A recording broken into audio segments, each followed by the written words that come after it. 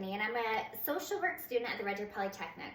I have always been very passionate about helping and empowering people. I believe that becoming a social worker is a path that I can take to achieve this, as my beliefs and values align with the principles of the Social Work Code of Ethics, such as respect for all people, pursuit of social justice, service to humanity, integrity, confidentiality, and competence in professional practice.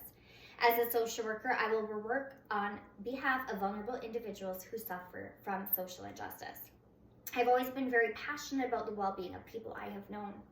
This desire has been a driving force in my life, and it has occurred to me that when I was younger, I would often gravitate toward individuals who were not considered to be particularly popular and were not considered the norm. And often these individuals were the different ones.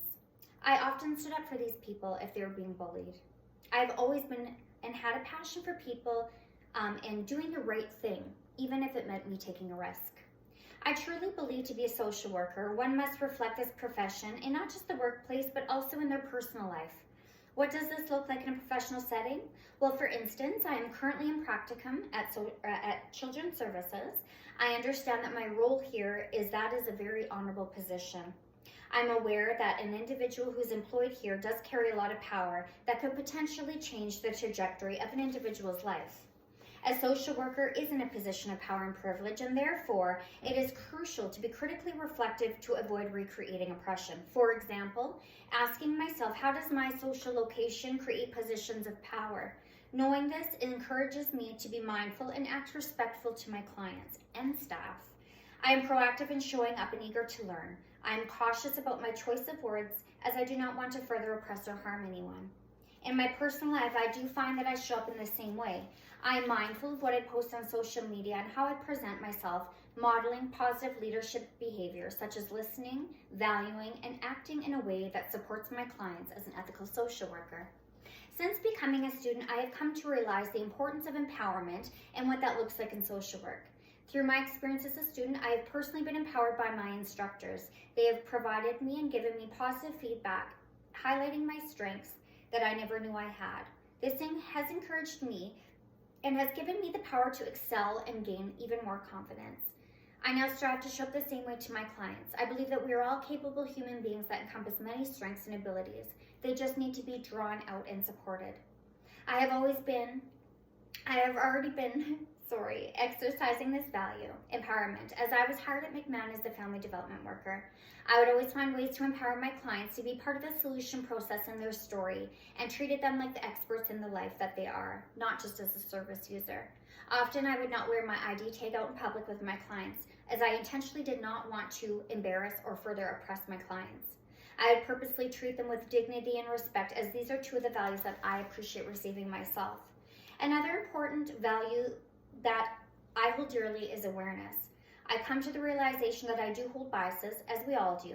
The key to this is being aware of those biases and being intentional to not allow my own values and beliefs to be pushed on anyone else. We're all different and deserve respect regardless of how we live. For example, I work at the Red Deer Public Library. The library had a drag queen come into the library as part of a program to read to the children. I personally did not understand why we would be conducting such a program. However, despite my beliefs, I was able to be respectful and honor those who came to experience the program. I am determined to approach professional challenges when they arise that conflict with my own personal values and beliefs by talking and communicating with colleagues that have different insights and experiences. I've noticed lately that I've really started to think outside the box. I'm challenging my own beliefs and values by engaging in discussion and education sources to understand and address the structural environmental challenges that cause trauma and oppression in people's lives.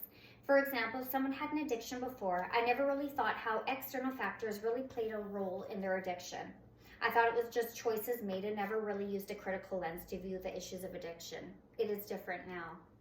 I am committed to relying on my values and the code of ethics and showing up as a proactive social worker. My mission is to enhance the well-being of all people, especially those who are vulnerable and impoverished. It also focuses the empowerment of marginalized groups, and that is what I will be doing.